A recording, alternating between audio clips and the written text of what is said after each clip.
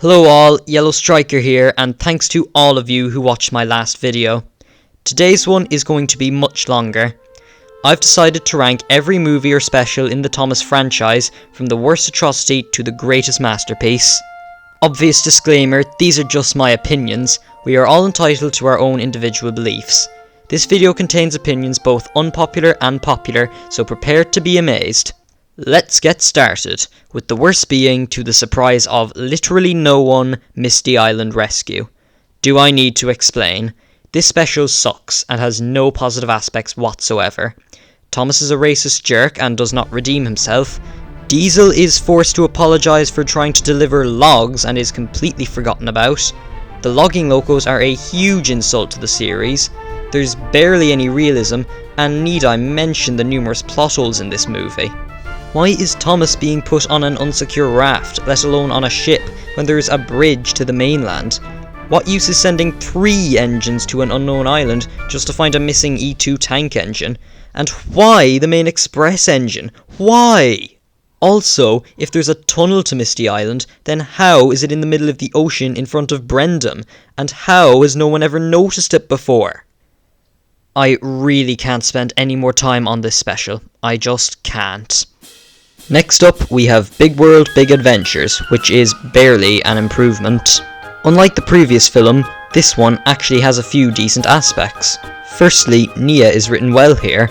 She has a strong personality and is quick thinking. It's a shame she wasn't written as well in the 3 seasons to follow. Ace is also a decent character.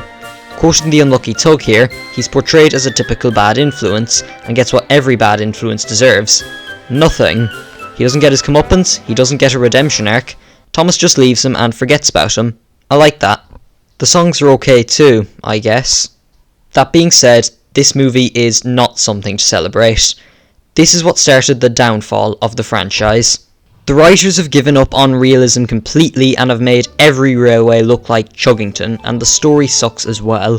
It's just Thomas delivering goods across countries that look nothing like they do in real life, while being annoyed by Girl Billy over and over again. Eventually he says sorry to Girl Billy and they go home. Wow, I'm on the edge of my seat here.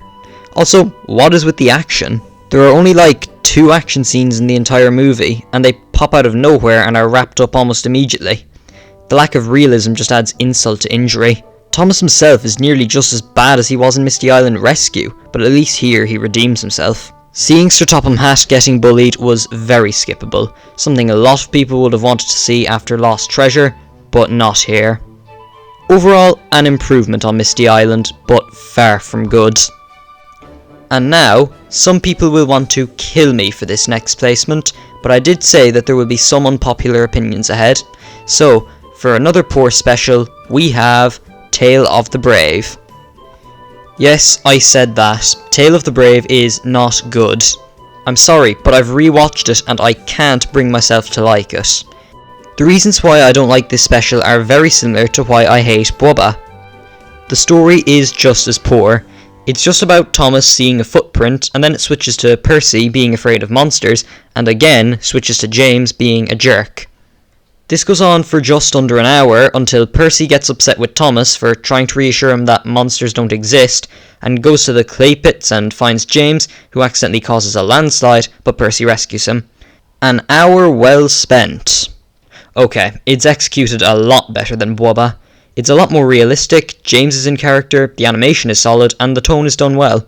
The moral about bravery is really strong, but it's been used so many times already. I am brave. Thomas says I'm brave, so I'm brave. They knew there was nothing to be scared of. Must be brave, must be brave. The landslide scene is cool too, but the action scene with Cranky is awful.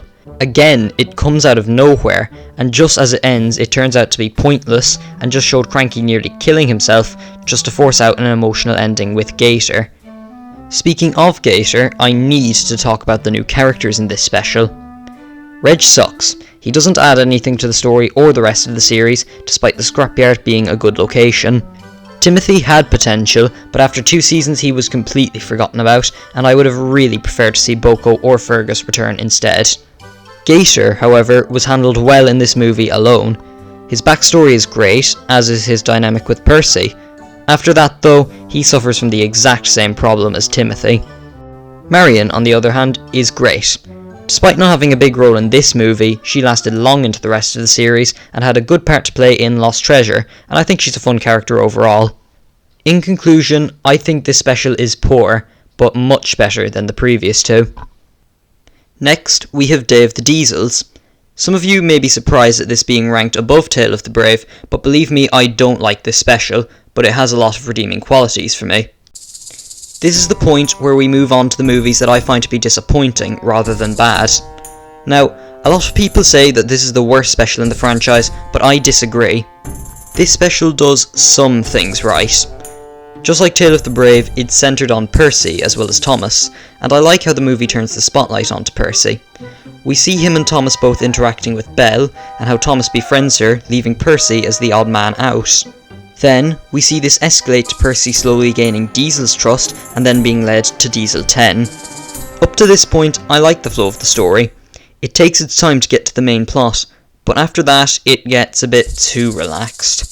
After we meet Diesel 10, the plot slows down and constantly goes back and forth, and it's dialogue, until finally Diesel 10 reveals his disappointing plan to take over the Steamworks. It's disappointing because he made it clear that he wants a new Diesel Works, but when he arrives at the Steamworks, he and the others just mess around and make it just as bad as the Diesel Works itself, and the resolution is just as poor. The Fat Controller simply tells Diesel 10 off, and Diesel 10 just starts blubbering. There's no action, no Steamy versus Diesel fight like in Calling All Engines, but we'll move on to that later. It tries to force out a whole reconciliation between the two engine races, but it's so forced that I just don't like it. On the whole, I can see why this movie is so unpopular. The story is convoluted and takes too long to get to the climax, which isn't even executed well. Okay, that's not quite fair. The fire scene is gripping, and the build-up towards the Steamworks scene is exciting, despite the scene itself being the opposite. As I said, there are positives. Diesel 10 is handled really well until the end, as are the new characters, see the aforementioned fire scene. The Thomas and Belle plot teaches a great moral, but again it's executed badly by saying not to trust Diesels because they're different. They even have the nerve to include Mavis and Salty, two good Diesels, as they say this. We didn't need another Steamies vs Diesel plot, because we've already seen it in Calling All Engines. Overall, this movie is poor. However, it had some potential. It had good characters and a good build-up, but was badly executed and the resolution was forced. Like I said, I find this special to be disappointing. It's not the worst, but it could have been so much better. Next up is The Great Race, which is another disappointing special. I actually enjoyed it on my first watch, but looking back, it missed out on a lot of potential. They added the Flying Scotsman. I mean, just look at how clever that move was. His rivalry with Gordon was so present that you could just imagine this being a Gordon-centered movie. But no, it's Thomas again. Come on, Mattel. Thomas doesn't have to have the spotlight all the time. Percy has had 2 movies to himself, why can't Gordon? He's loved by almost everyone, myself included. Anyway, this film focuses on Thomas, who is upset because he's too small and slow to compete in a railway show, only to learn that being himself is much better. That's a nice moral, but just like Tale of the Brave, it's been used multiple times already. Thomas's character isn't too great here either. He's not out of character, but he's quite childish in my eyes. I do like his dynamic with Ashima, kind of. It's not as good as Percy's dynamic with Gator, but it's decent. Then there's the railway show, which is where all potential goes to die. We see Henry, James, Emily and Gordon participate in such unique competitions, but they all get rushed along just so Thomas can have his moments. The most frustrating bit is Gordon's race. When I saw Gordon lined up as the shooting star, I was so hyped. Flying Scotsman is there, as is Spencer. The gang's all here, but it's just rushed away too quickly. Thomas races to the show to deliver Gordon's safety valve, but he's too late and Gordon dies. Oh no! Anyway. Not that that matters. Thomas gets to have his moment when Percy is too afraid to shunt trucks and Thomas takes his place. I mean, seriously.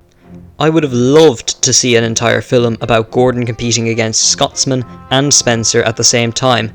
But his breakdown is obviously the writer's way of saying, guys, Gordon's not important, look at Thomas shunt trucks instead. Also, I just remembered that there's a Diesel side plot. What was that for again? Who cares. Next! Now, I don't want to be too negative, and even though the last 5 specials have been at least poor, the rest of these contenders are all passable, so let's get into it.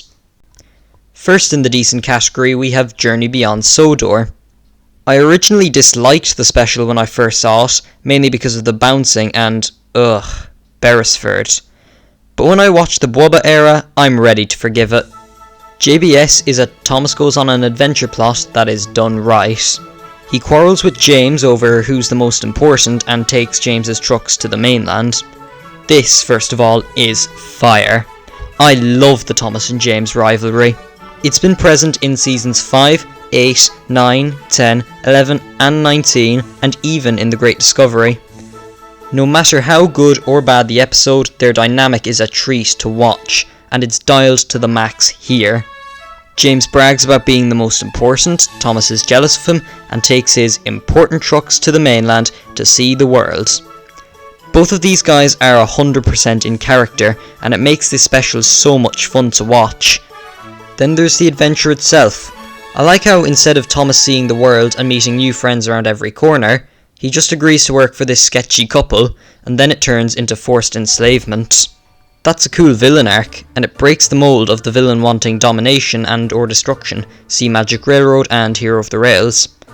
I love how Thomas becomes homesick and tries to escape Frankie and Hurricane, yet must return to rescue James when he falls into their trap as well. A lot of people dislike how Frankie and Hurricane redeem themselves and end up getting help from the experimental engines, but I like it. It's nice to see even failed prototypes have a use, and after all Frankie and Hurricane wanted was some assistance in their work. The experimental engines themselves are very cool. They each have unique designs and are generally good characters, Merlin in particular. Hurricane and Frankie are also good antagonists and played their parts very well. However, this special is at the bottom of decent for a reason. Journey Beyond Sodor has flaws that can't be overlooked.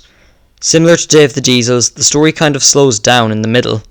The opening is great, as well as the climax, but from the point where Thomas enters the steelworks to where he meets Merlin is kind of dull. It is done better than Day of the Diesels, but that's not the only problem. The worst flaw is the bouncing. Yes, it's not nearly as bad as Bwubba, but it goes to a point where you can just about feel the new cartoony version of Thomas creeping round the corner. Beresford scenes come to mind particularly when I say this. But overall, I like this movie. It's fun, exciting, and the characters, except Beresford, are all good.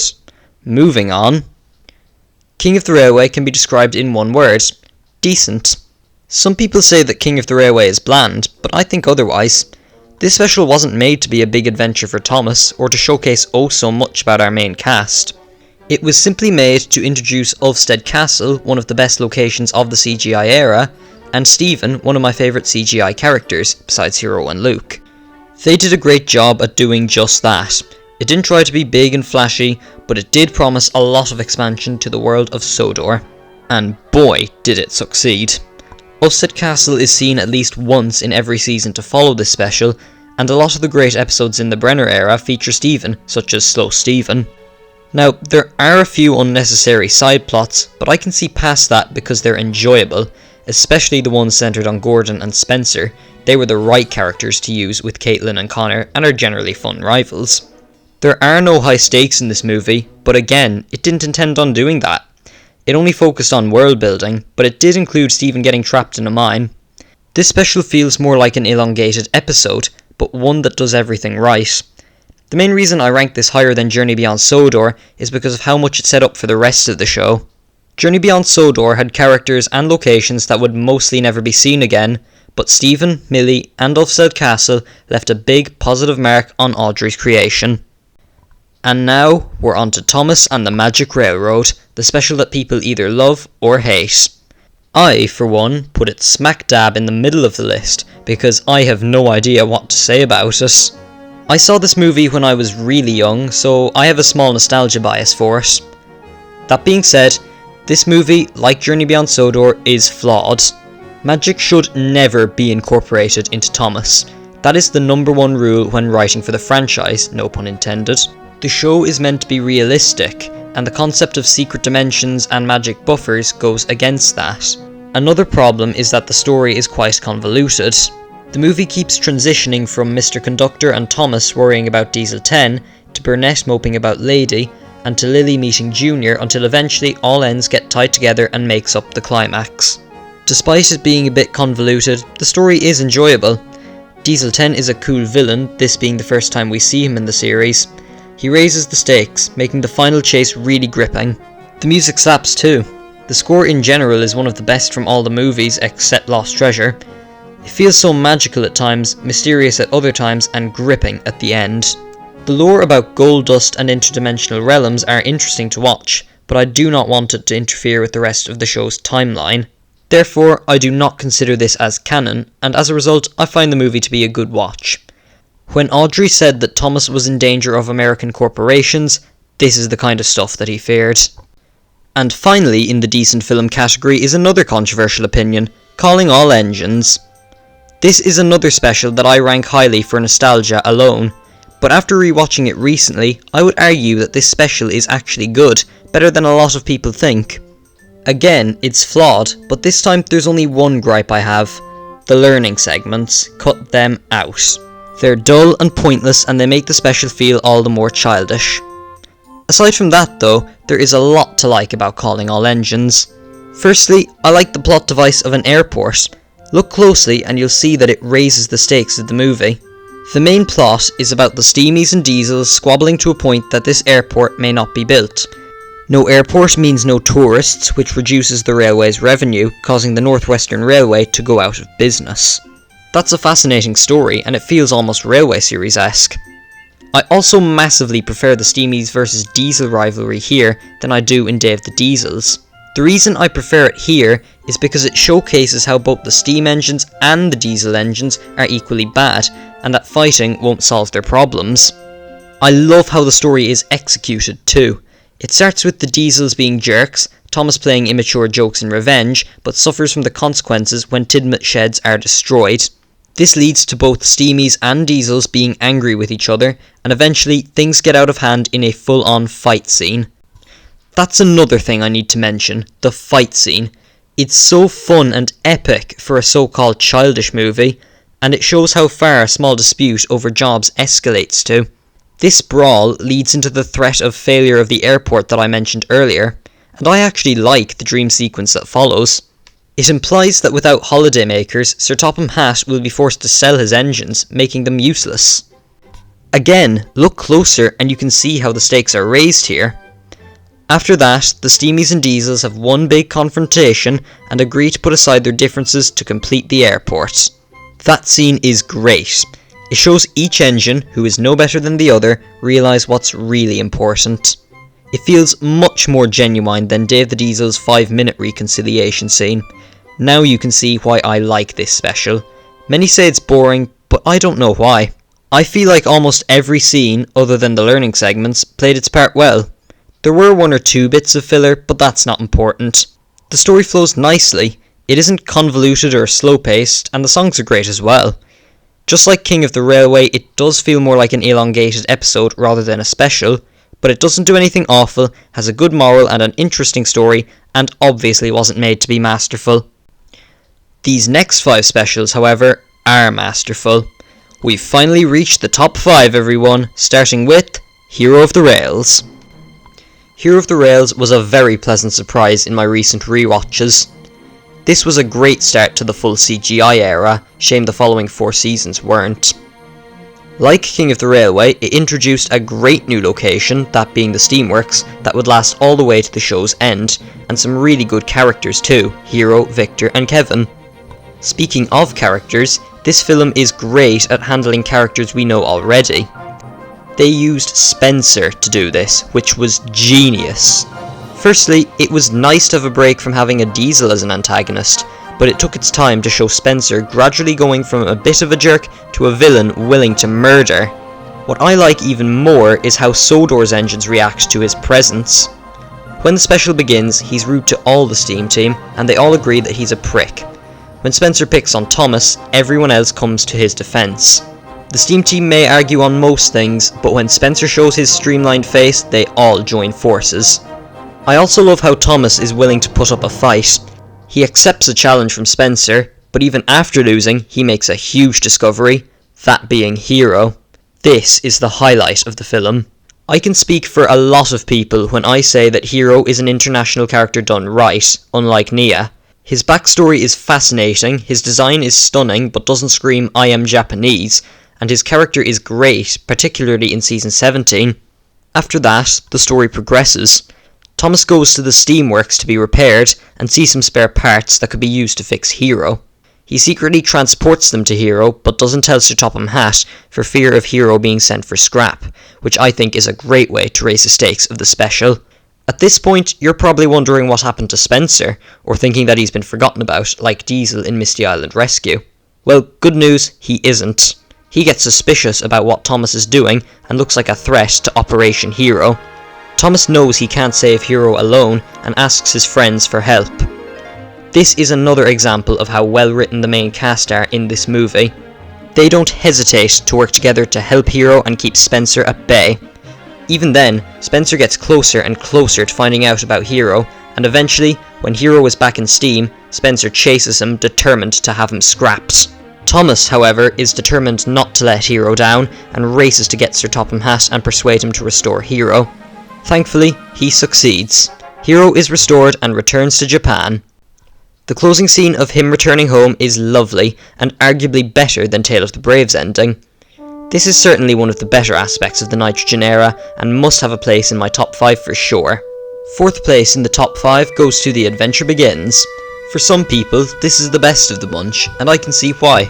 It's a nice 70th anniversary present for the franchise that retells the original stories of our favourite blue tank engine, and boy do I love it.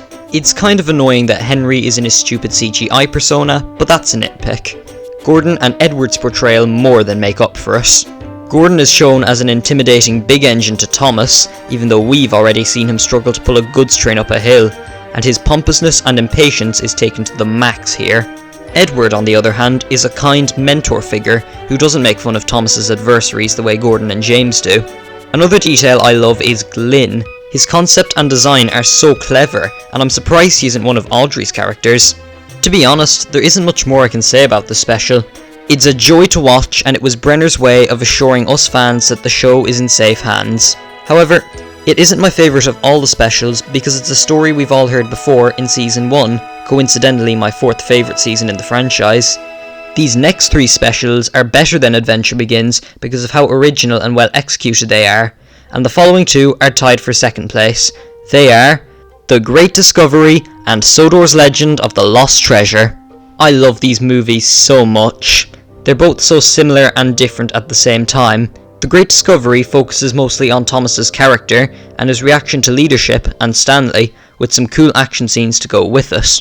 Lost Treasure focuses mostly on a gripping story about Thomas meeting a thief who steals treasure that's been found in a construction site for a new branch line, whilst including a side story of Thomas struggling with being shunned by everyone and feeling replaced by Ryan. Here's why I love Great Discovery. The model work is fantastic, as is the action. Great Waterton is a jolly good piece of world building, and all the use of characters work. James competitively races Thomas, Duncan plays a slight trick that nearly kills Thomas, and Thomas himself lets leadership go to his head and is jealous of a new engine who seemingly takes over his role in the Steam team. The music is fantastic too, the songs being some of my favourites in the franchise period. This special did Thomas the best. It shows his attention-seeking side, and how he can be a right jerk in order to achieve it. When he messes up, he loses all his friends, and realises what he's done and tries to fix it, and eventually learns to accept Stanley, making him a likeable character. Lost Treasure has a similar plotline, but it pales in comparison. It shows Thomas feeling replaced and unwanted by everyone due to the arrival of a new engine called Ryan, and ends up trusting a sketchy dude who turns out to be an evil pirate. I like how Thomas is portrayed here. He's in classic character, and his trust in Sailor John is a unique way of telling its moral, but the Ryan plot feels like filler to me. It's already done in The Great Discovery, which executes it way better in my opinion, and Ryan himself is just another Stanley, who I also find to be bland. He barely adds anything to the film other than helping slow down the pirate ship. Also, I find it ironic that Stanley makes a few appearances when Thomas argues with Ryan. Was that intentional? Anyway, I don't like Ryan's plot, but the rest of the special more than makes up for it. The fan service in this special makes Adventure Begins feel like a Bwabba episode. We see Donald and Douglas return, as well as the pack, and the Arlesdale engines appear for the first time in the TV series. Okay, none of them contribute much to the story either, but that's a nitpick. The new branch line is a great concept, and its connection to the treasure shows just how much attention Brenner paid to the source material. The best bit, however, is the treasure plot. Thomas feels unwanted by everyone except for that weird pirate and his sailboat. This leads to Thomas helping Sailor John find the treasure, leading to John revealing himself as the crook he is and stealing the treasure, and Thomas gives chase in perhaps the best action scene in the history of the show, with the best score composed in the franchise. The chase does everything right and has a very satisfying conclusion, which leads into a fantastic ending. Great Discovery is great because it does Thomas's interactions with a new engine better than Lost Treasure, and its action and music is fantastic, though not as good as the latter. However, I think the characters used in Great Discovery actually beats Lost Treasure's characters. Lost Treasure only focuses on characters that will make fans scream with delight, while Great Discovery tries to include almost everyone, be they standard or narrow gauge, road or air vehicles. And it really works. The main characters, Thomas and Stanley, are standard gauge, but the narrow gauge engine Duncan is used to kickstart the story. The pack are useful in this film too, because they help restore Great Waterton. All these characters are included in this film so they can have one last time to shine before the full model series ends. My internal debate over which one of these specials is superior will last forever, but for now I'll say Great Discovery is better, simply for nostalgia. But my opinion changes every 5 seconds, so don't take my conclusion too seriously. And now, taking the gold medal for first place is Blue Mountain Mystery. Dear God, I love this movie. I have so much nostalgia for it, but that's such a small reason compared to everything else. Firstly, the fan service. The return of the narrow gauge engines in the gosh darn Nitrogen era. That was so cool, especially seeing Skarloey back in his season 4 persona. But it doesn't end there.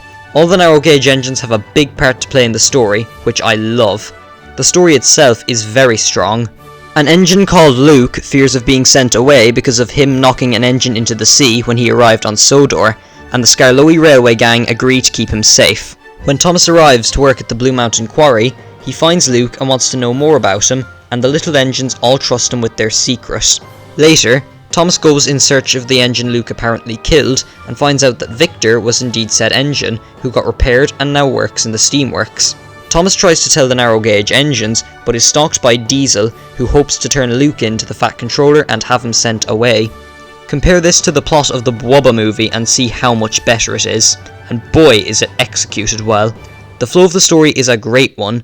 It gradually goes from Thomas working at the Blue Mountain Quarry to fill in for Paxton, leading to finding out more about Luke, to finding out the truth about Victor, to fighting against Diesel and revealing the true story.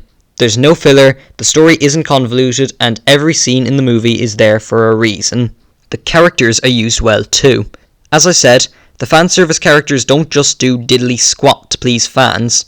They're the essential characters of the story, and not the Steam team, who only appear once, when they remember the mistakes they made in an excellent readaptation of classic episodes. Side note, that scene alone does Henry better than the rest of the CGI era put together. Instead of being a bumbling coward, he reassures Percy that his mistakes were just accidental, while his were far worse.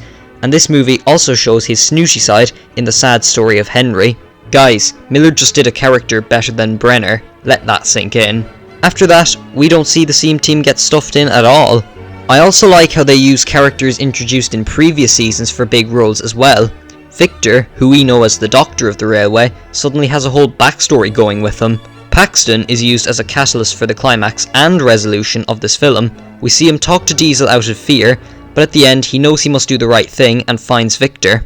Why the writers did this rather than just making new characters for merchandise purposes, I don't know, but it's great. Then there's Thomas himself. He's a nice guy who wants to help his new friend, but when things go wrong, he's impulsive and tries to climb an incline and use narrow gauge tracks to get to Luke. Now, I don't care if it's unrealistic, it's exciting build up to the climatic scene where Thomas hangs off the cliff. This special did characters well, and the same can be said for the action. Did I mention that the entire climax is my favourite scene in the entirety of CGI? It's handled perfectly. The narrow gauge engines think Thomas spat on their trust and they abandon him. They told him how serious the situation was, so I don't blame them for their reactions. From that point, we see things aren't good for Thomas. As Thomas gets lifted by Owen, we see Diesel getting closer to turning Luke into the authorities. And finally, the cliff scene. Even though the Skarloey engines are mad at Thomas, when they see him in danger, they're worried for him. They now see that he's not a threat to them, and this prompts Luke to jump to the rescue. I particularly adore how after he saves Thomas, all the other engines cheer for him. It really shows their brotherly dynamics and I love it. The music is almost as good as Lost Treasures as well. This is why I prefer this to Great Discovery and Lost Treasure. Great Discovery does characters best, Lost Treasure does action best, but Blue Mountain Mystery does both best. What I love the most, however, is the theme of trust. This film is about the narrow gauge engines and their trust in Thomas. One scene comes to mind when I say this, and that's the scene where Thomas learns about Luke. When all the narrow gauge engines agree to trust him, they all sound their whistles and horns to symbolise their trust. The ambience is quiet and serious as Skarloey explains the dire situation, and it has you know what the tone of this movie is.